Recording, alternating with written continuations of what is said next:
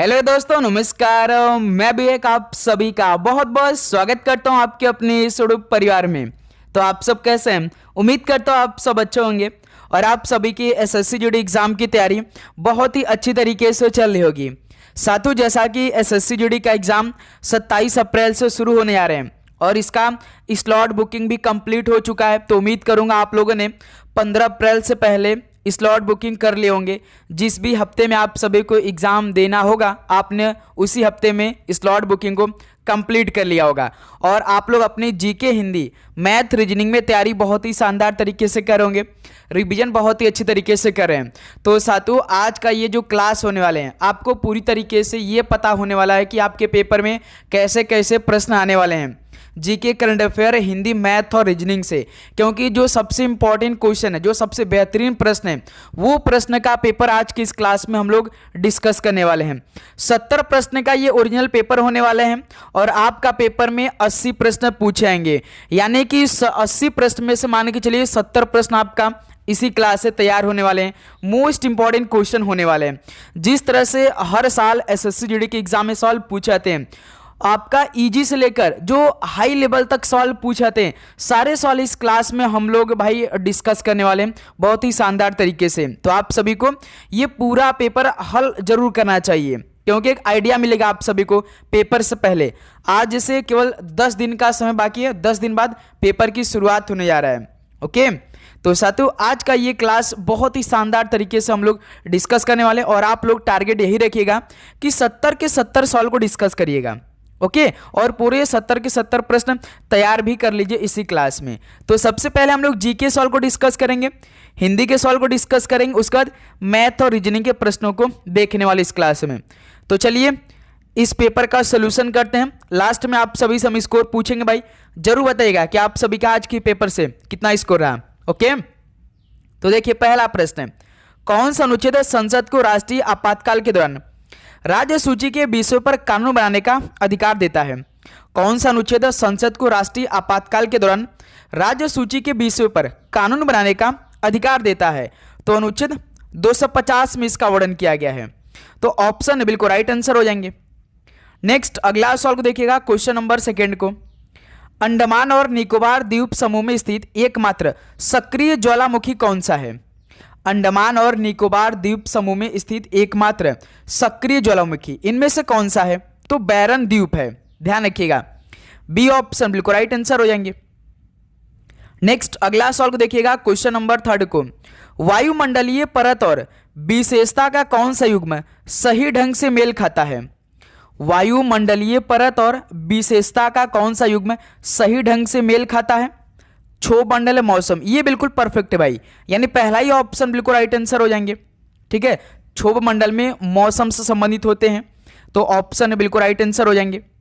Next अगला सवाल को देखिएगा, क्वेश्चन नंबर 4 को, अस्थाई बंदोबस्त लागू करते समय बंगाल का गवर्नर जनरल कौन था? अस्थाई बंदोबस्त लागू करते समय बंगाल का गवर्नर जनरल कौन था? तो चार्ल्स कॉर्नवालिस थे। बी ऑप्शन बिल्कुल राइट आंसर हो जाएंगे। ओके, नेक्स्ट अगला सवाल को देखिए, क्वेश्चन नंबर 5 को, एशियाई खेलों के आयोजन का सुझाव सबसे पहले दिया गया था? बताइए, मोस्ट इंपॉर्टेंट सवाल है भाई ये, ध्यान रखिएगा। तो एशियाई खेलों के आयोजन का सुझाव सबसे पहले दिया गया था, जो कि एशियाई देशों का सम्मेलन में, जो कि 1947 में नई दिल्ली में हुआ था। तो ऑप्शन है बिल्कुल राइट आंसर हो जाएंगे। नेक्स्ट अगला सवाल को देखिएगा, क्वेश्चन नंबर 6 को, 1987 में खेले गए क्रिकेट विश्व कप का क्या नाम था? 1987 में खेले गए क्रिकेट विश्व कप का क्या नाम था? तो ध्यान रखिएगा, रिलायंस कप था। ओके, ऑप्शन बिल्कुल राइट आंसर हो जाएंगे। नेक्स्ट अगला सवाल को देखिए, क्वेश्चन नंबर 7 को, निम्नलिखित में से किस मिट्टी की आर्द्रता को पुनर्जागरण के रूप में भी जाना जाता है? किस मिट्टी की आर्द्रता को पुनर्जागरण के रूप में भी जाना जाता है? तो जलीय शिथिलता को। सी ऑप्शन बिल्कुल राइट आंसर हो जाएंगे।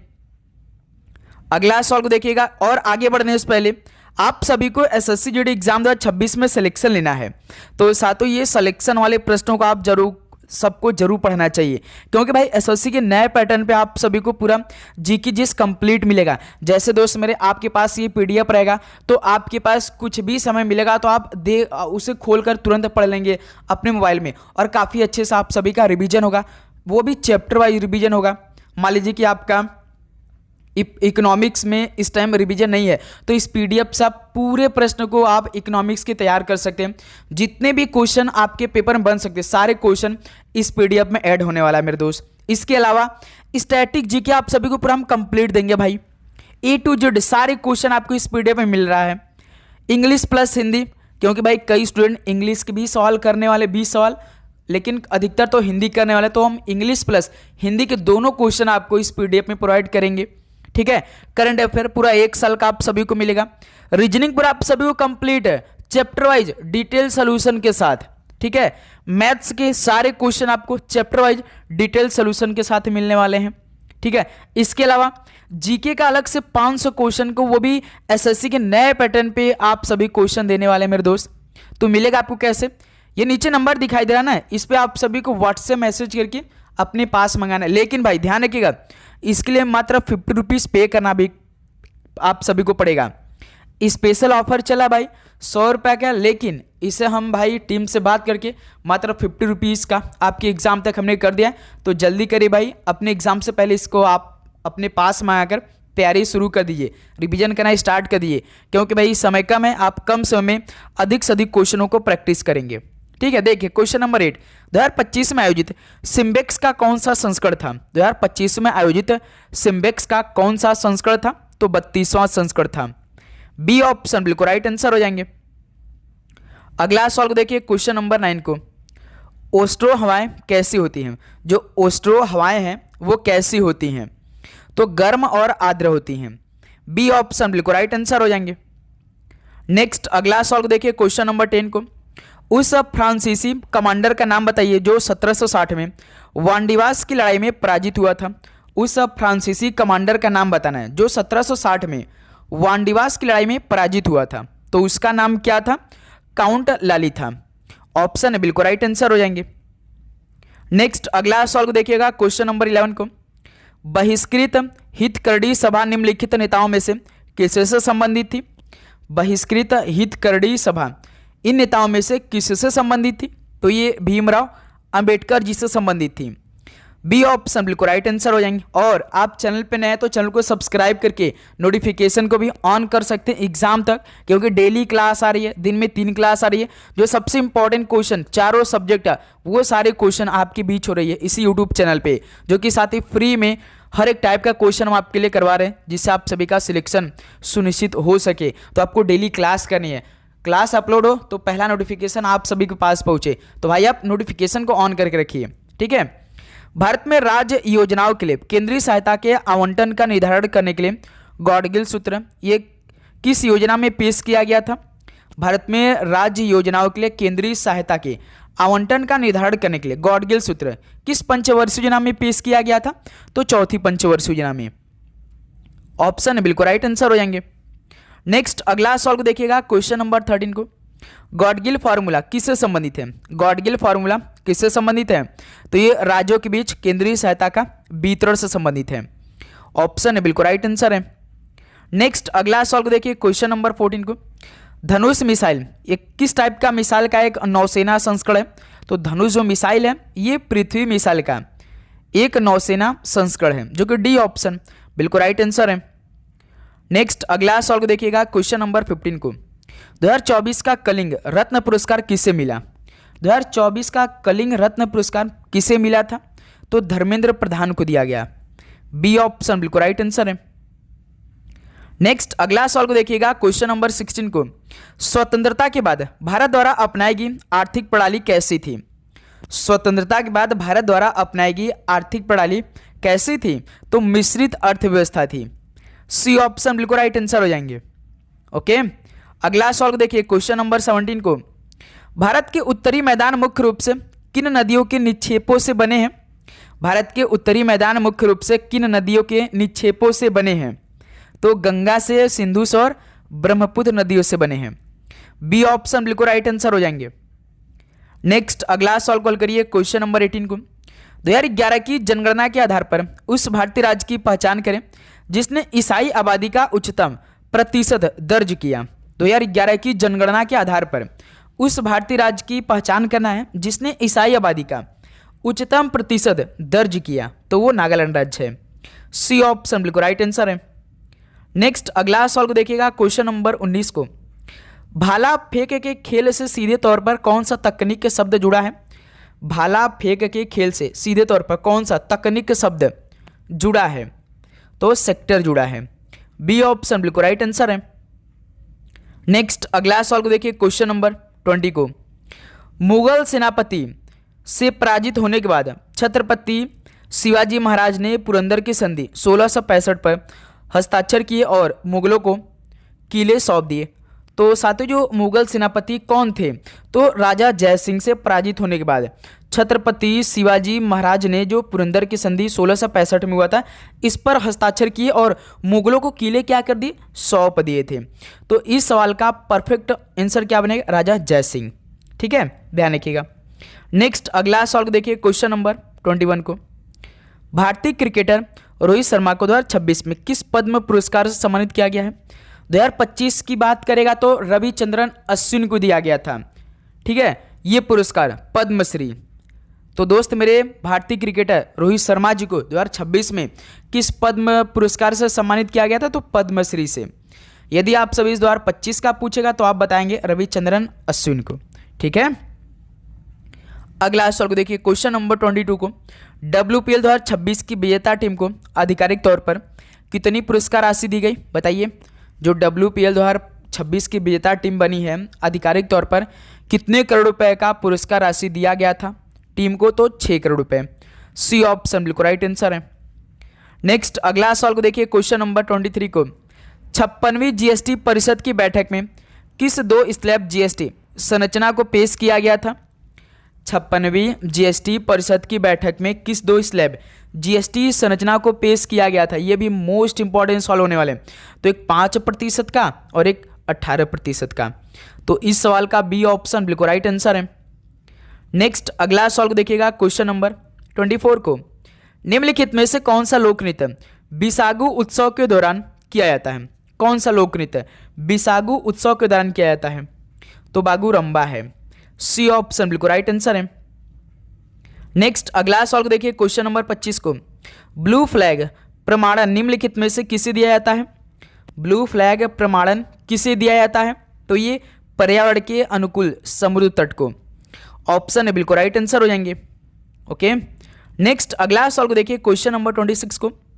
गंगा दशहरा हर साल ज्येष्ठ माह के शुक्ल पक्ष के कौन से दिन पर मनाया जाता है? 6वें दिन पे, 8वें दिन पे, 10वां या 12वां दिन पर मनाया जाता है जो गंगा दशहरा हर साल ज्येष्ठ माह के शुक्ल पक्ष के?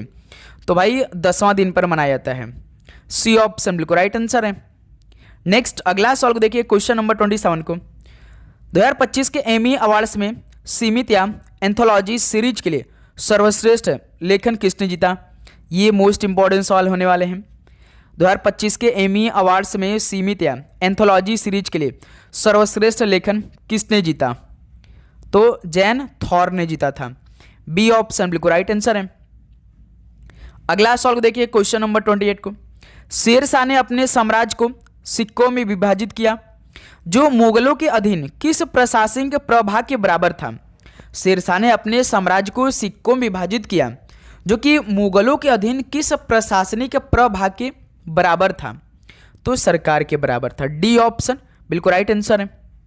नेक्स्ट अगला सवाल को देखिए, क्वेश्चन नंबर 29 को। लोहित नदी अंततः किस प्रमुख नदी प्रणाली में विलीन हो जाती है? लोहित नदी अंततः किस प्रमुख नदी प्रणाली में विलीन हो जाती है? तो ये ब्रह्मपुत्र नदी में। सी ऑप्शन बिल्कुल राइट आंसर हो जाएंगे। नेक्स्ट अगला सवाल को देखिए, क्वेश्चन नंबर 30 को। निम्नलिखित में से कौन सा शब्द अर्थ का विपरीतार्थक है?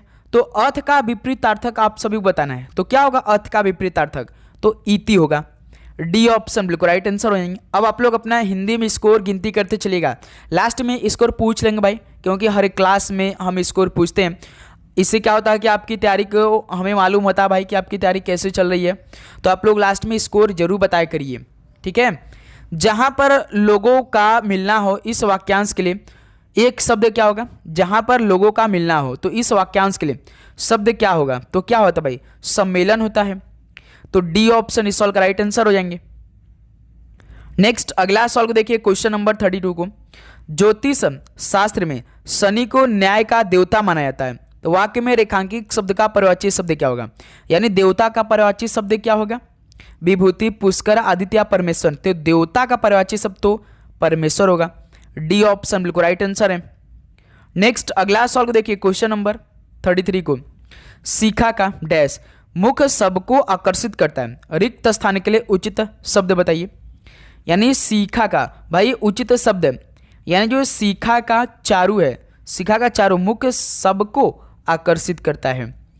ध्यान रखिए डी ऑप्शन आपका बिल्कुल परफेक्ट ऑप्शन है भाई, ठीक है। नेक्स्ट क्वेश्चन नंबर 34 देखिए, निम्नलिखित में से तद्भव शब्द क्या है? तद्भव शब्द इनमें से कौन सा है?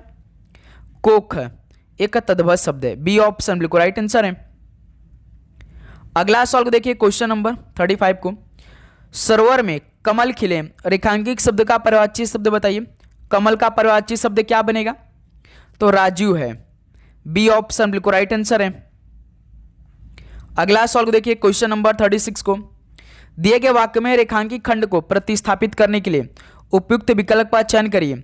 बच्चे को देखकर वह बहुत खुश हो गया, यानी आप सभी को खुश की जगह बिल्कुल परफेक्ट बताना ऑप्शन। तो बच्चे को देखकर वह बहुत क्या हो गया भाई? प्रसन्न हो गया। दुखिता होगा नहीं, उदास होगा नहीं, क्या होगा? प्रसन्न, खुश की जगह। तो इस सवाल का बी ऑप्शन बिल्कुल राइट आंसर है। ओके, अगला सवाल को देखिए, क्वेश्चन नंबर 37 को। दिए गए वाक्य का वह भाग ज्ञात करें जिसमें कोई त्रुटि है। हमारे राष्ट्र में भ्रष्टाचार देखकर मुझे बड़ा दुख होता है। बताइए कौन सा त्रुटि है भाई? हमारे राष्ट्र में भ्रष्टाचार देखकर मुझे बड़ा दुख होता है। तो इसमें तो देखिए भाई सर्वनाम संबंधी त्रुटि है। तो आप सभी से पूछेगा कि इसमें किस टाइप का त्रुटि है, तो आप बताएंगे सर्वनाम संबंधी त्रुटि है। तो यहाँ पे जैसे कि अपने राष्ट्र में भ्रष्टाचार देखकर, तो इस क्या होगा भाई? देखकर मुझे बड़ा दुख होता है, तो इसमें कौन सा त्रुटि है? तो इसमें त्रुटि भाई हमारे राष्ट्र, क्या भाई? हमारे राष्ट्र मुझे बड़ा दुख, अपने राष्ट्र में, यहाँ पे क्या होना चाहिए? अपने राष्ट्र में, हमारे नहीं, अपने राष्ट्र में भ्रष्टाचार देखकर मुझे बड़ा दुख होता है। हमारे जगह अपने होगा, ठीक है। तो ऑप्शन बिल्कुल राइट आंसर है। नेक्स्ट अगला सवाल को देखिए, क्वेश्चन नंबर 38 को। तू डाल डाल मैं पात पात, इसका अर्थ क्या होगा? तू डाल डाल मैं पात पात, यानी कि भाई दोनों चालाक। सी ऑप्शन बिल्कुल राइट आंसर हो जाएंगे। क्लियर। नेक्स्ट अगला सवाल को देखिए, क्वेश्चन नंबर 39 को। दिए गए शब्द का विलोम शब्द ज्ञात कीजिए। ऊर्ध्वगामी का विलोम शब्द क्या होगा? ऊर्ध्वगामी का तो क्या बनेगा? अधोगामी हो जाएगा। ऑप्शन बिल्कुल राइट आंसर हो जाएंगे। नेक्स्ट अगला सवाल को देखिए, क्वेश्चन नंबर 40 को। इनमें से शुद्ध वाक्य कौन सा भाई? बच्चा अपनी पिता से रुपये मांगता, गलत है भाई। बच्चा अपने पिता से रुपये मांगता है, ये सही हो सकता है। बच्चा अपना पिता से रुपये मांगता है, ये गलत है भाई। बच्चा अपने पिता रुपये मांगता है, ये भी गलत है। यानी बी ऑप्शन, देखिए शुद्ध वाक्य मिल गया भाई, तो बी ऑप्शन बिल्कुल राइट आंसर हो जाएंगे। नेक्स्ट अगला सवाल को देखिए, क्वेश्चन नंबर 41 को। वह मनुष्य जो सबको समान भाव से देखे उसे क्या कहेंगे? वह मनुष्य जो सबको समान भाव से देखे तो उसे हम क्या बोलेंगे? समदर्शी। सी ऑप्शन राइट आंसर हो जाएंगे। अगला सवाल को देखिए, क्वेश्चन नंबर 42 को। चमड़ी जाए पर दमड़ी न जाए, लोकोक्ति का अर्थ क्या है? चमड़ी जाए पर दमड़ी न जाए, यानी कि अत्यधिक कंजूस होना। ऑप्शन बिल्कुल राइट आंसर हो जाएंगे। क्लियर। नेक्स्ट अगला सवाल को देखिए, क्वेश्चन नंबर 43 को।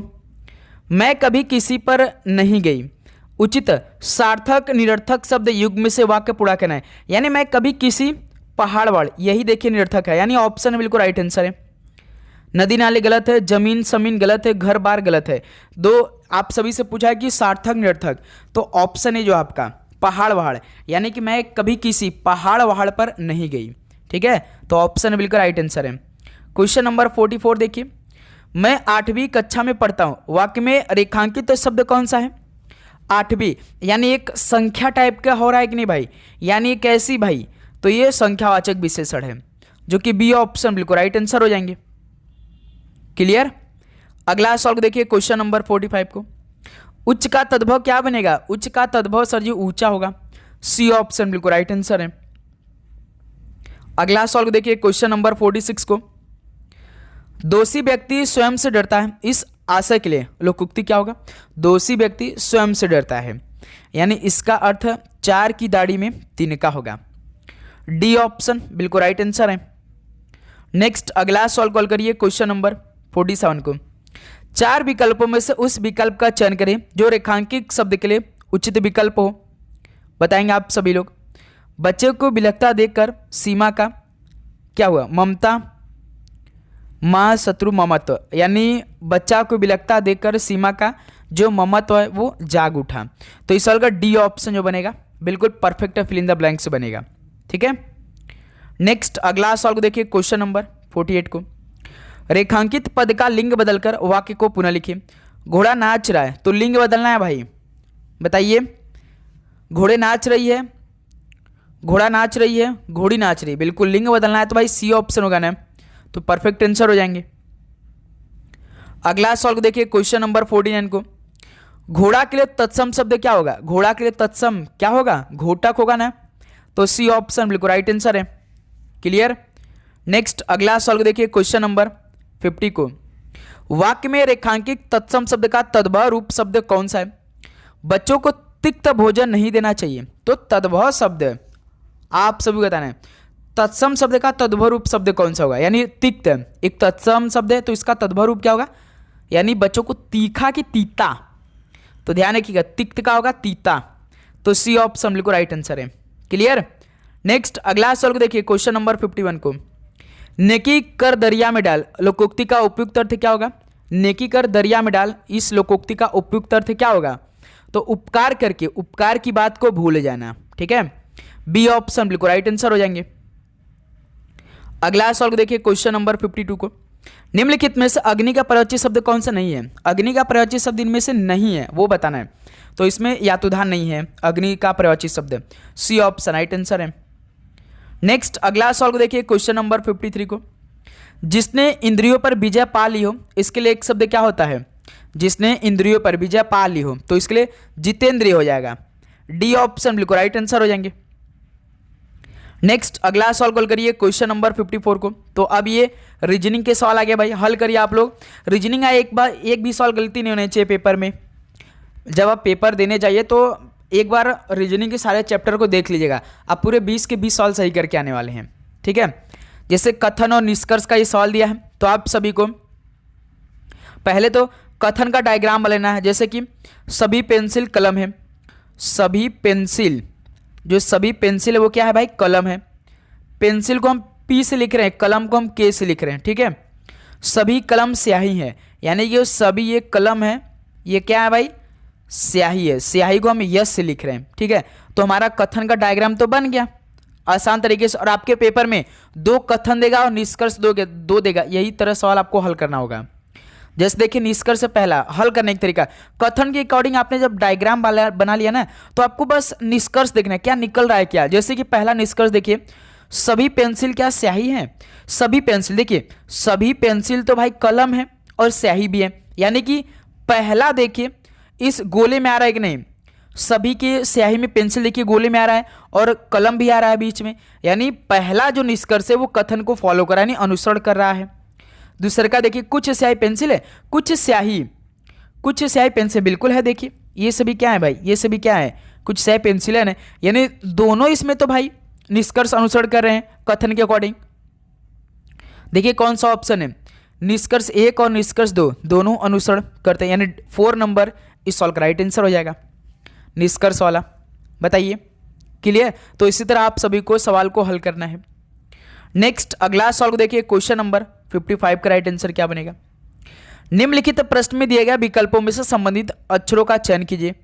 फायर का रिलेशन JJVF है, तो रेन का रिलेशन क्या बनेगा?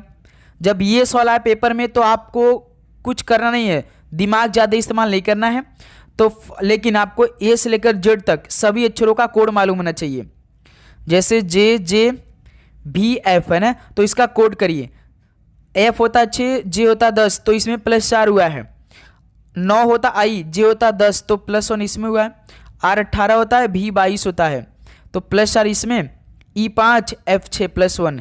तो इसमें रिलेशन देखिए +4 +1 +4 +1 का लगा है, रिलेशन +4 +1 +4 +1 का लगा है। तो रेन में यही हम रिलेशन अप्लाई करेंगे भाई, RAIN। तो आर होता है देखिए 18, 18 में हम 4 जोड़ देंगे 22, 22 पे कौन अक्षर आता है, भी आता है। ए होता है 1, तो इसमें +1 करना पड़ेगा 2, 2 पे कौन अक्षर होता है, बी होता है। आई 9, 9 में 4 जोड़ देंगे 13, 13 पे कौन होता है, एम। एन होता है 14, 14 में 1 जोड़ देंगे 15, 15 पे कौन होता है, आप कहेंगे सर जी ओ होता है। तो भी बी एम ओ कौन सा ऑप्शन है, सी ऑप्शन देखिए, तो राइट आंसर हो जाएंगे हमारा।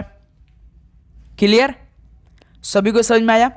चलिए अगला सवाल को देखते हैं, क्वेश्चन नंबर 56 का राइट आंसर क्या बनेगा। यदि गणितीय संकारक प्लस का अर्थ माइनस, गुणा का अर्थ प्लस है, भाग का अर्थ गुणा है और माइनस का अर्थ भाग है, तो इस समीकरण का मान क्या होगा। तो यहाँ पर देखिए दो समीकरण दिया है, आप सभी को प्लस की जगह, गुणा की जगह, भाग की जगह, माइनस की जगह कुछ रखना है, उसके बाद हल करना है। कहाँ पर रखेंगे, इसी समीकरण में, ये जो समीकरण आपको दे रखा है इतना। तो देखिए समीकरण क्या दिया, 28, 28 के बाद देखिए हम भाई प्रश्न में ही हम लोग समीकरण को बना लेते हैं। 28 प्लस है, तो प्लस का अर्थ देखिए पहले माइनस है, तो प्लस की जगह माइनस रख देते हैं। ब्रैकेट 11 गुणा है, गुणा का अर्थ देखिए, गुणा का अर्थ प्लस है, तो गुणा की जगह हम प्लस रख देते हैं भाई, ब्रैकेट में साथ है, इस ब्रैकेट को क्लोज करते हैं। माइनस है, माइनस का अर्थ देखिए भाग है, तो माइनस की जगह हम लोग भाग रख देते हैं। ठीक है, 9, 9 के बाद देखिए भाग है, भाग का अर्थ देखिए गुणा दिया है, तो भाग की जगह हम गुणा रख देते हैं। ये समीकरण हमारा बन के तैयार हो चुका है। ठीक है, अब इसमें आप लोग बॉडमस के नियम अप्लाई कर सकते हैं, है ना। तो देखिए पहले ब्रैकेट को हल किया जाता है भाई, तो 28 माइनस 11 में 7 जोड़ देंगे 18, ब्रैकेट को हल करें तो 18 गया। अब इधर से भाग 9 है, मल्टीप्लाई 5 है, तो 28 माइनस 9 का भाग 18 में देंगे तो कितने बार में, 2 बार में, गुणा 5, ये 28 माइनस 5 दूना 10, तो 28 में से 10 को हटा देंगे तो 18 बन जाएगा। तो इस सवाल का डी ऑप्शन बिल्कुल राइट आंसर हो जाएंगे। क्लियर, किसी प्रकार का दिक्कत इस सवाल में बिल्कुल नहीं ना। आपको किसी भी सवाल पे डाउट हो तो कमेंट सेक्शन में जरूर बता दीजिएगा। अगला सवाल को देखिए, क्वेश्चन नंबर 57 को, निम्नलिखित तो श्रृंखला में कौन सा अक्षर समूह प्रश्न के स्थान पर रखा जाएगा, जैसे बी डी जी एफ के एच क्यू प्रश्नवाचक चिन्ह। जब इस तरह का सवाल है तो आपको केवल पहले अक्षर का रिलेशन बना लेना है भाई। जैसे देखिए बी डी एफ एच, ठीक है, बी होता है 2, डी होता है 4, एफ होता है 6, एच होता है 8। देखिए 2 से 4 प्लस 2, 4 से 6 प्लस 2, 6 से 8 प्लस 2, तो इसी प्रकार 8 में 2 जोड़ेंगे 10, 10 पे कौन अक्षर आता है, जे आता है। तो जे देखिए 3 ऑप्शन शुरू हुआ है। अब दूसरे अक्षर के रिलेशन निकाल लीजिए भाई, दूसरे अक्षर का निकालेंगे तो हमारे देखिए पहला अक्षर जे ऑलरेडी आ चुका है भाई। ठीक है, दूसरे अक्षर का देखिए ई जी, ई और जी, फिर उसके बाद के है, उसके बाद क्यों है। ई होता 5, जी होता 7, के होता 11, क्यों होता 17, 5 से 7 प्लस 2, 7 से यहाँ दोस्त मेरे 11, तो प्लस 4 हुआ है, 11 17 प्लस 6 हुआ, 2 4 6, यानी इसमें प्लस 8 करना पड़ेगा। 17 8 कितना होता है 25, 25 पे कौन होता है वाई, जे वाई इस प्रश्नवाचक चिन्ह की जगह पे आएगा, जे वाई देखिए डी ऑप्शन, तो हमारा आंसर हो जाएगा। क्लियर, 57 का डी ऑप्शन यहाँ से बिल्कुल राइट आंसर होंगे भाई। चलिए नेक्स्ट अगला सवाल को देखिए, क्वेश्चन नंबर 58 को, उस विकल्प का चयन कीजिए जो दी गई श्रृंखला में प्रश्नवाचक चिन्ह के स्थान पर आएगा। इस बार नंबर और अक्षर साथ में दे रखा है, बताइए। जैसे देखिए क्या दे रखा है, 2y 5w 10t और 17p। ठीक है, तो दोस्त मेरे जब अक्षर और नंबर साथ में दे तो आप सभी लोग पहले ना नंबर को हल कर लीजिए। देखिए नंबर को हल करेंगे, 2 से 5 नंबर बढ़ रहा है तो +3 क्या, 5 से 10 तो इसमें फिर +5 किया भाई, फिर देखिए 10 से 17 +7, ये तो भाई विषम संख्या चल रहा है, 3 5 7। यदि हम अभाज्य संख्या देखें तो 7 के बाद अभाज्य संख्या कौन सी आती, 11, तो यहाँ पर हम जब 17 में 11 जोड़ेंगे तो 28, लेकिन कोई ऑप्शन देखिए 28 दिया नहीं है, यानी इसमें विषम संख्या जोड़ रहा है भाई। 3 5 7 9 है ना, तो 17 में 9 जोड़ देंगे तो कितना आ जाएगा 26। देखिए सभी ऑप्शन 26 से शुरुआत किया है, यानी हमारा यही परफेक्ट है। नंबर में तो हमारा 26 आएगा। अब भाई अक्षर को हल करेंगे तो अब देखते हैं क्या था, के आएगा या तो यल आएगा, क्योंकि 26 वाले में आंसर चाहिए, या तो के आएगा या तो यल आएगा, या तो 26,000 होगा या तो 26 लाख होगा। के का मतलब 1000 होता है, एल का मतलब लाख होता है। चलिए नंबर तो हल करने पे हमारा भाई 26 आया। अब अक्षर को हल कर लेते हैं, देखते हैं। देखिए y यहाँ पे 25, नंबरिंग कर देते हैं हर एक अक्षर का। y 25, w 23, t 20, p 16। तो 25 23 -2, 23 से 20 -4, 20 से 16, 25 23, ठीक है। उसके बाद यहाँ पे एक सेकंड भाई, वही तो 23 से 20 -3, 20 से 16 -4, ये परफेक्ट है।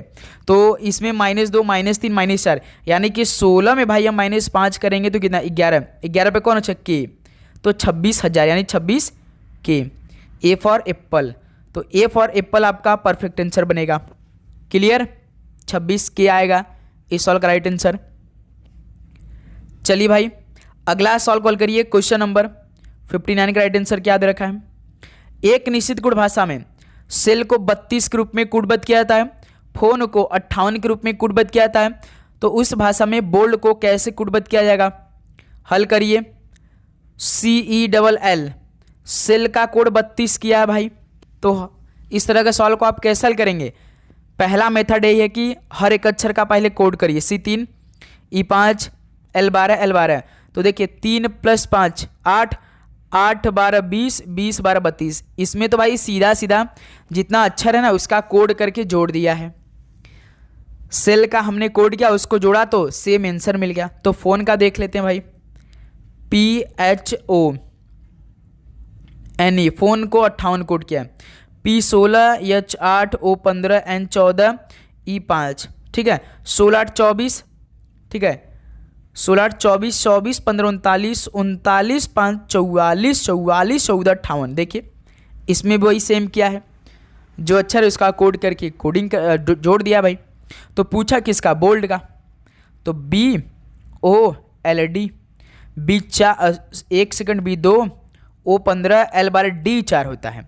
जोड़िए 2 15 17, 17 12 29, 29 4 33। तो कितने लोग का 33 बी ऑप्शन आ चुका है भाई। तो 59 का बी ऑप्शन बिल्कुल राइट आंसर हो जाएंगे। क्लियर। चलिए अगला सॉल्व कॉल करिए। क्वेश्चन नंबर 60 को, विषम शब्द को ज्ञात कीजिए। इसमें से विषम शब्द कौन सा है। दक्षिण अमेरिका, भारत, न्यूजीलैंड, दक्षिण अफ्रीका। सभी बताएंगे सर जी। भारत, न्यूजीलैंड, दक्षिण अफ्रीका, ये तीनों क्या है, एक कंट्री के नाम है यानी देश है। लेकिन जो दक्षिण अमेरिका है ये क्या है भाई, ये तो सर जी महाद्वीप है, देश नहीं है, है ना। भारत देश है, न्यूजीलैंड देश है, दक्षिण अफ्रीका देश है, लेकिन दक्षिण अमेरिका तो एक महाद्वीप है। तो इसलिए क्या हो जाएगा, विषम हो जाएगा, ऑप्शन है। तो राइट आंसर हो जाएंगे। क्लियर। चलिए नेक्स्ट अगला सॉल्व कॉल करिए। क्वेश्चन नंबर 61 का राइट आंसर क्या निकल के आएगा भाई। भाई जो ये सवाल एक बार में हल कर दिया समझ जाएंगे कि आप लोग की तैयारी बेस्ट चल रही है और ये आपको 4 नंबर देखा जाएगा सवाल। हम आपको 4 बार का टाइम देंगे इस सवाल को हल करने के लिए। आप कितनी बार में इस सवाल को हल कर रहे हैं ईमानदारी के साथ। कॉपी पेन उठाइए, हल करना स्टार्ट करिए। तो इस सवाल को हल करने में भाई मेरे को करीबन 3 बार लगा है, तीसरी बार में सवाल को हल हुआ है। ठीक है, यही सवाल थोड़ा सा कंफ्यूज क्रिएट कर रहा था। ये सवाल हम डेली क्लास में करवा रहे हैं क्योंकि ये सवाल पेपर में आएगा, कन्फर्म है। ठीक है, जैसे देखिए 6 मित्र हैं ABCDE और F, एक वृत्त में केंद्र की ओर मुख करके बैठे हैं। जैसे भाई एक वृत्त है, ठीक है, 6 मित्र को इसमें बैठाना है। जैसे 1 मित्र हो गया ये, 2 मित्र ये, 3 मित्र ये, 4 मित्र ये, 5 मित्र ये, 6 मित्र ये। ठीक है, तो अब देखिए और इसका केंद्र बीच में है ना वृत्त का। पहला लाइन पढ़िए, ए जो है वो ई के दाएं से दूसरे स्थान बैठा है। तो दोस्त मेरे सवाल दिया है कि ई के दाएं से दूसरे स्थान पे ए बैठा है ना। तो आप ऐसा काम करिए कि मान के चलिए हम कि ई को हम यहाँ बैठा लेते हैं, है ना। ई के दाएं से दूसरे स्थान पे ए, तो दायां ई के दूसरे के स्थान पे, ई के दाएं से दूसरे के स्थान पे बैठ गया। क्लियर हो गया। अब देखिए F और D के बीच केवल एक व्यक्ति बैठा है। दूसरा का लाइन पढ़िए, F और D के बीच केवल एक व्यक्ति बैठा है।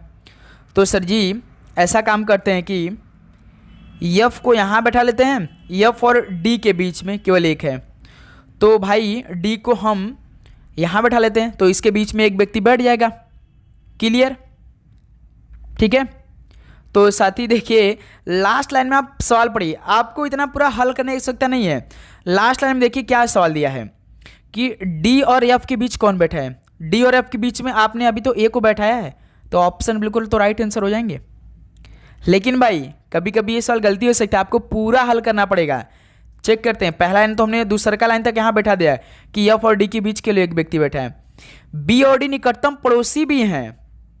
भाई ये सवाल को देखिए, बी और डी और डी का निकटतम पड़ोसी तो ए हो गया, डी का निकटतम पड़ोसी तो ई हो गया भाई। लेकिन सवाल बोला है कि बी और डी निकटतम पड़ोसी हैं। फिर इसके बाद एफ जो है बी के दाएं से तीसरे स्थान पे है। ये सब कहां से होंगे? नहीं होगा गुरु, इसका मतलब ये लॉजिक गलत है। ठीक है, ध्यान रखिएगा। तो अब देखिए फिर से पढ़िए, ए जो है वो ई के दाएं से दूसरे स्थान पे, तो ऐसा काम करिए ना, ई को हम यहां बैठाते हैं, तो ई के दाएं से दूसरे स्थान पे ए यहां आ जाएगा।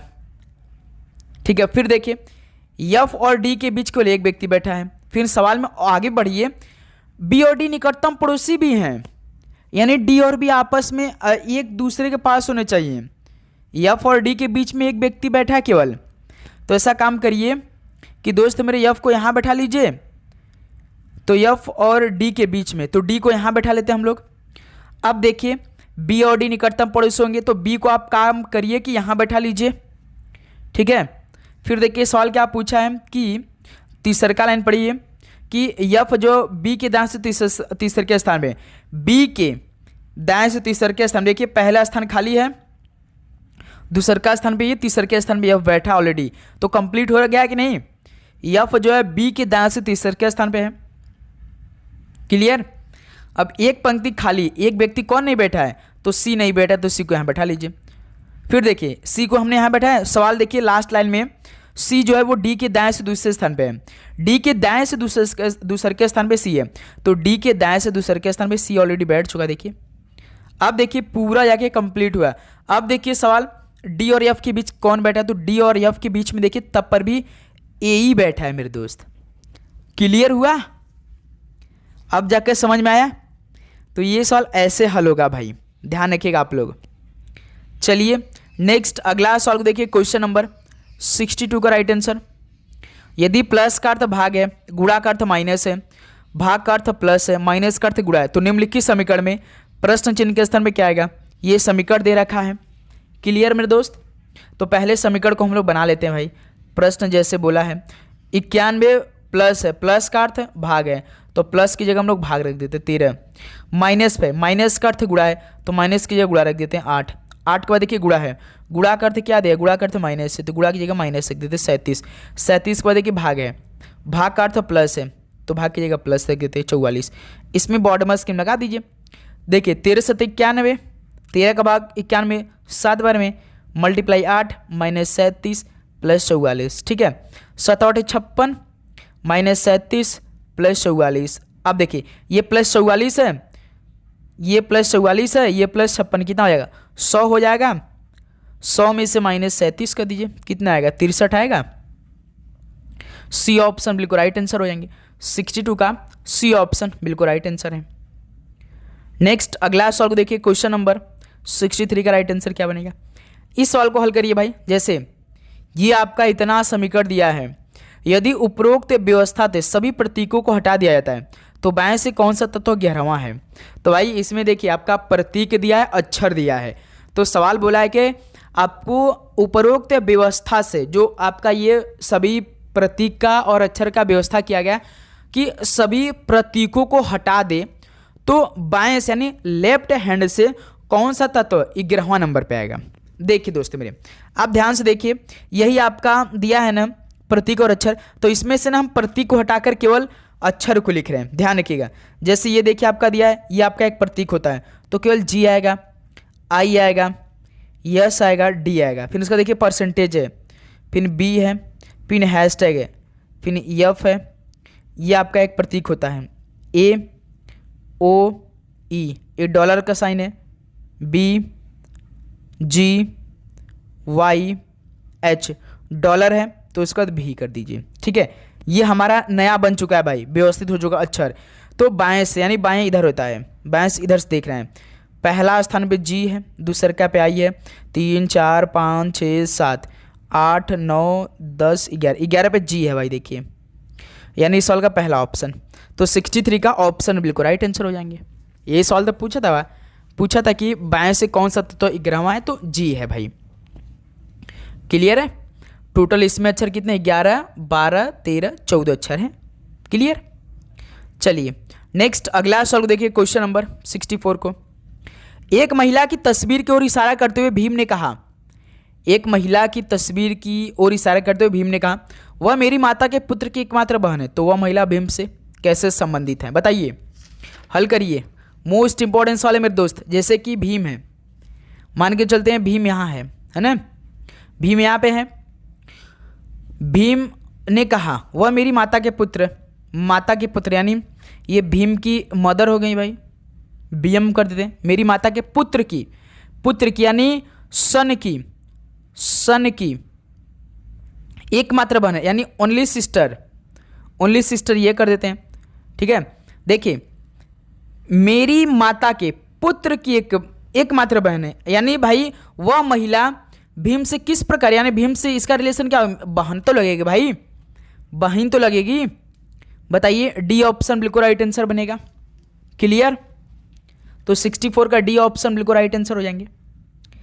चलिए भाई अगला सवाल कॉल करिए जरा। तो क्वेश्चन नंबर 65 का राइट आंसर क्या बनेगा। ये सवाल हम डेली क्लास में करवा रहे हैं क्योंकि आप सभी से गलती ना हो, क्योंकि ये सवाल आपको 2 नंबर देकर जाएगा, है ना। जैसे देखिए ए प्लस बी का अर्थ है, ए जो है बी का भाई है, ए माइनस बी का अर्थ है ए जो है बी की माता है, ए गुणा बी का अर्थ है ए जो है बी का पति है, ए भाग बी का अर्थ है ए जो है बी की बहन है, तो ए एट द रेट बी का अर्थ है ए जो है बी का पुत्र है। तो यदि सी भाग डी एट द रेट ई गुणा एफ माइनस जी है, तो सी जी से किस प्रकार संबंधित है, सी जो है ना वो जी से किस प्रकार संबंधित है।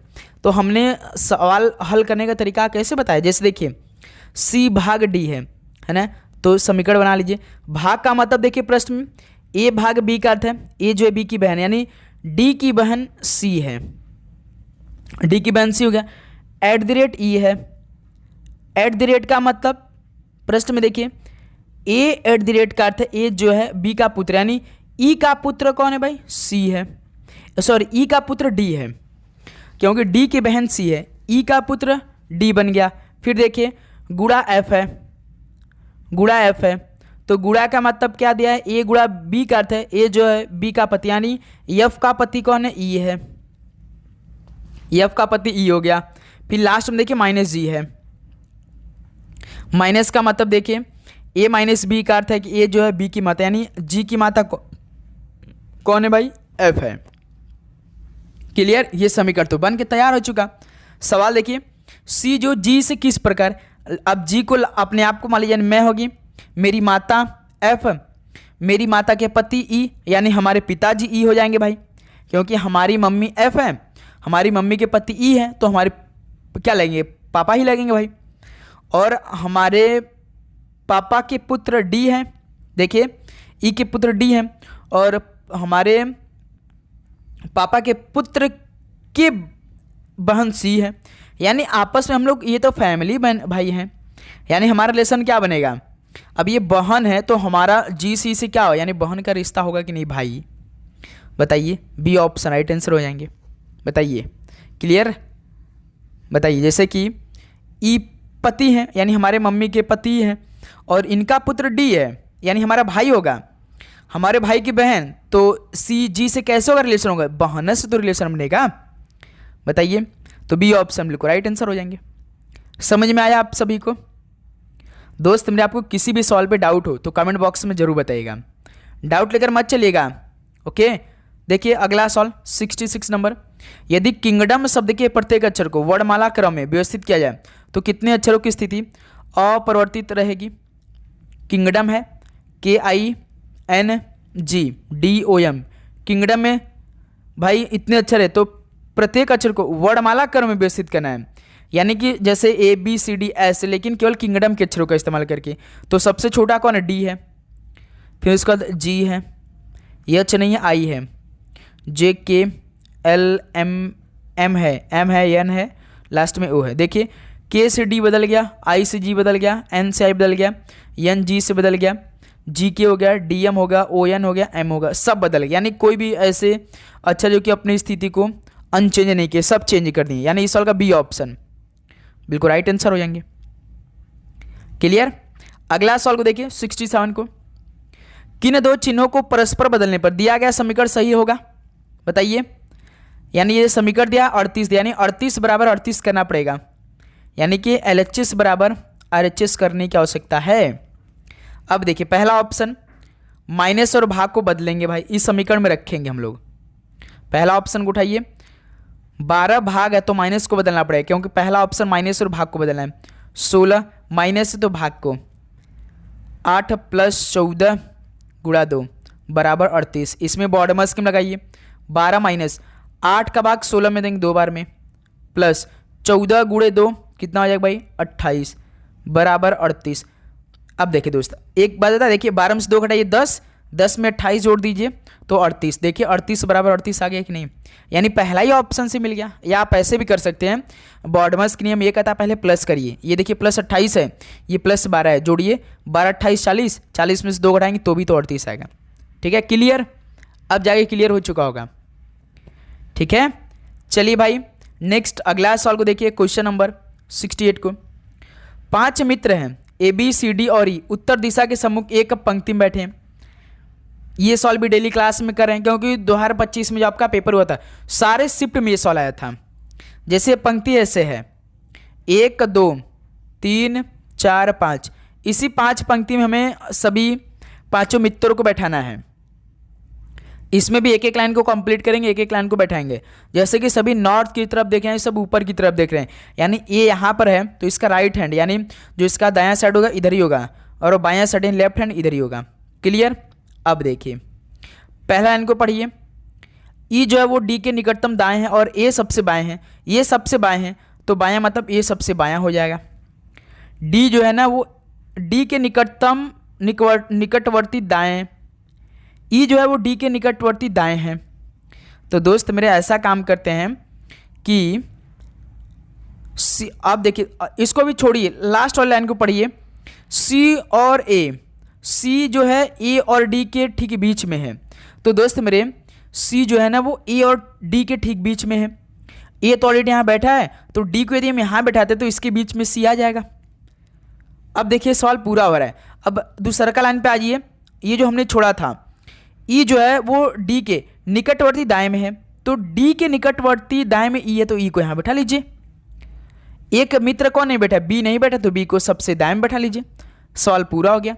अब सवाल पूछा कि ई के निकटवर्ती दाएं कौन है, तो ई ऑलरेडी है, इसके दाएं साइड में कौन है, बी बैठा है, तो इस सवाल का ऑप्शन बिल्कुल राइट आंसर हो जाएंगे। बताइए सभी को समझ में आया, क्लियर हुआ ये सवाल। 68 का ऑप्शन बिल्कुल राइट आंसर होंगे।